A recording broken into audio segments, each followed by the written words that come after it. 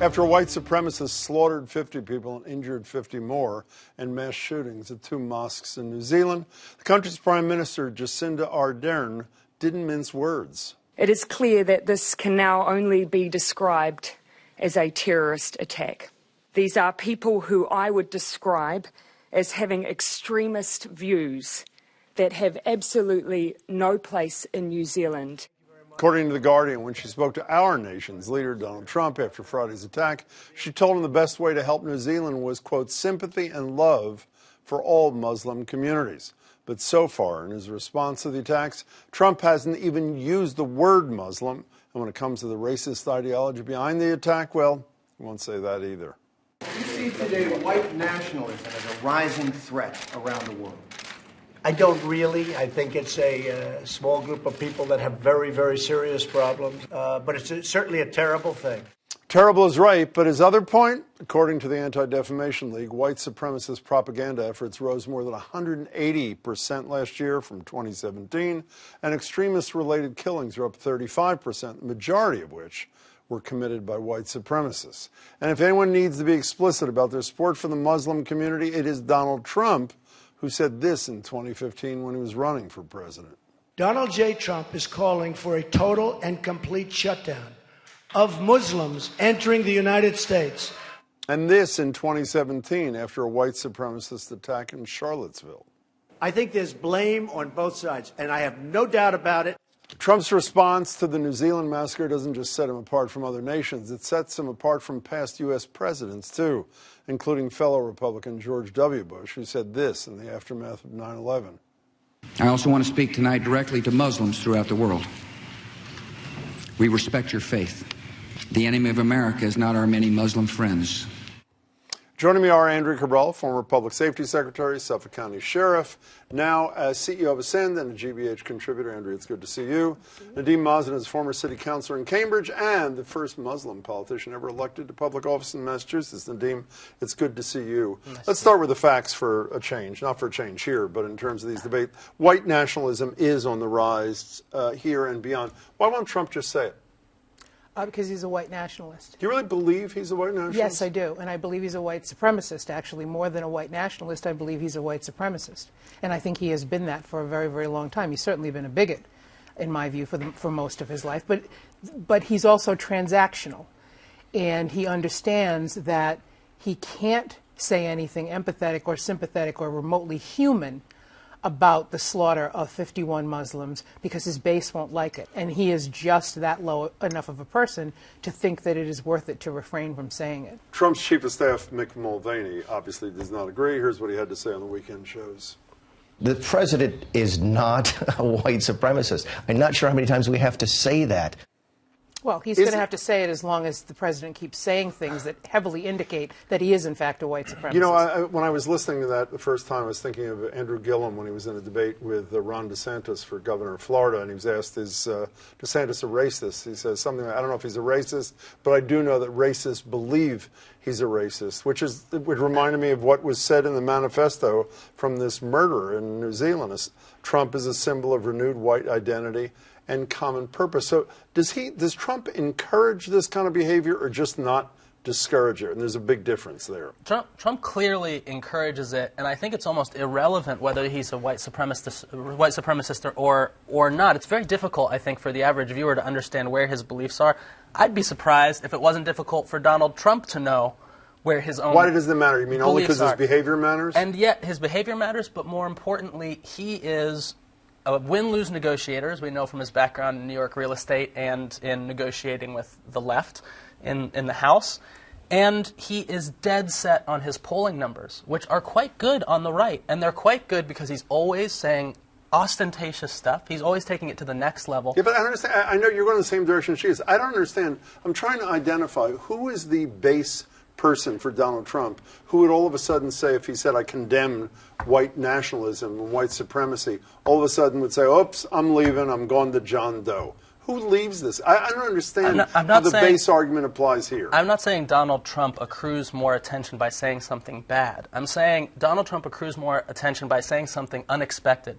and megaphones on both the left and the right give him a lot of TV time when that happens. You know, it's working, by the way. He keeps It's saying no working. collusion every day. 50% in a USA Today Suffolk poll said they agree. 50% of Americans, not just Republicans, say the Mueller probe is a witch hunt. Is he responsible? I mean, the big debate this weekend, which I think matters a lot, how responsible, if at all, is Donald Trump and his rhetoric for things like what happened in New Zealand, Andrew?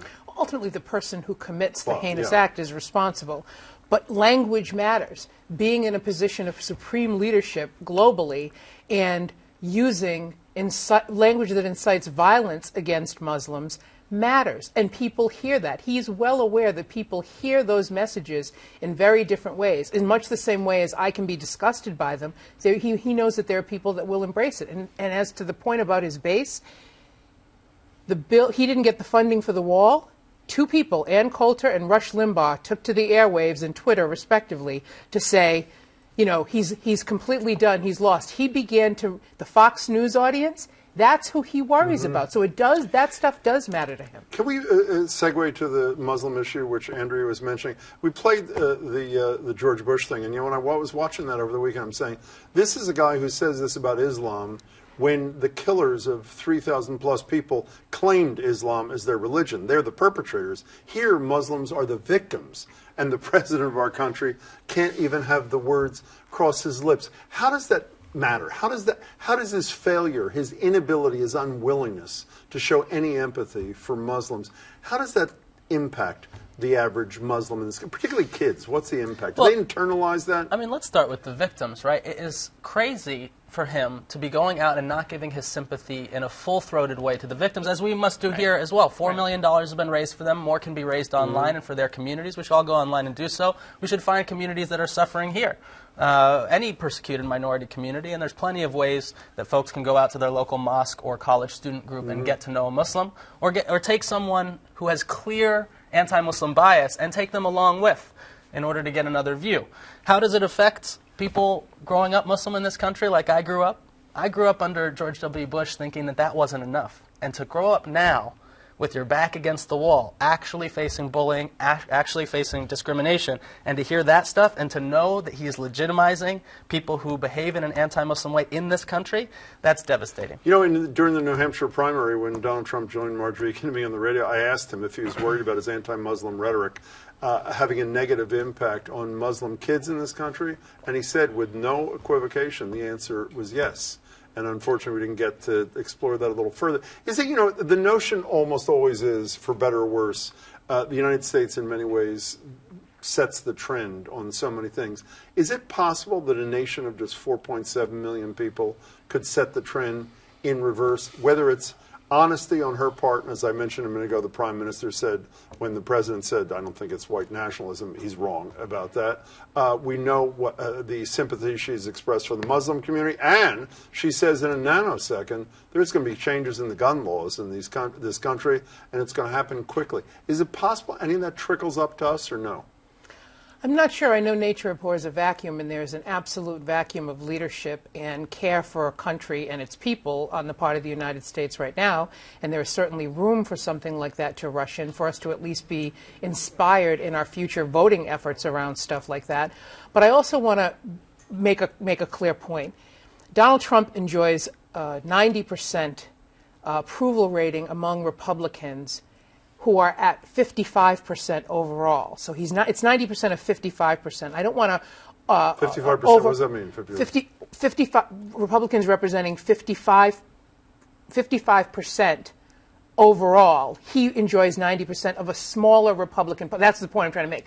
He has shrunk the GOP down to its essence of his base, and he enjoys 90% of their support. That is not what we understood the Republican Party to be in years gone by, which had some moderates and some centrists. Yeah, but I just told you he's convinced 50% of the population as a whole. I drilled down on those numbers. Now, I would drill down on those numbers as to who exactly. I'd like to look at the underpinning of that poll to make sure about that. You're both Democrats. You only have a minute left. What should the Democratic Democrats who want to be president of the United States be doing, and how relentlessly should they be doing it on the issues we discussed tonight, starting with you? You know, we came on here last week and we talked about Ilhan Omar and other things. Is this unrelated from how Rashida Tlaib or Ilhan Omar are viewed within the Democratic Party? When two Muslim members of Congress. Two Muslim congresswomen, sitting congresswomen, and of course it's wonderful that Fox canned Judge Jeanine. Well, they can or just took her off for Saturday night? We don't know whether we don't know what they're doing. But we like to see action there because it is crazy to accuse a sitting congresswoman of having some kind of Sharia sympathies or terrorist sympathies or whatever she accused her of. But that's happening all up and down the Democratic Party. And when a candidate runs, we train people at Jetpack to run for office, minorities of all kinds, Muslims especially. And when candidate after candidate in this country is running and seeing that hundreds of candidates for 20, 30 years, we have to see a Democratic Party that tunes in on that happening in other minority groups, and takes a stand to be the party that's the most inclusive. Got to go. Nadeem, it's good to see you. Thanks so much. Good to be here. Talk to you soon.